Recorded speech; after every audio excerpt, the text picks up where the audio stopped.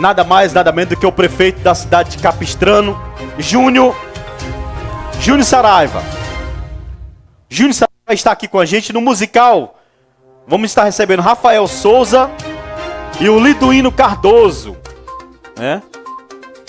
Cantores diferenciados. Por quê? Porque um canta a música de hoje, as músicas de hoje, e o outro canta as músicas mais antigas. Então vai ser bem legal. O nosso talk show amanhã, Reginaldo. Arranja essa bichinha aí, Reginaldo, por favor. Que tá aí debaixo. A plaquinha, essa plaquinha. Isso. E o nosso quadro que chama atenção.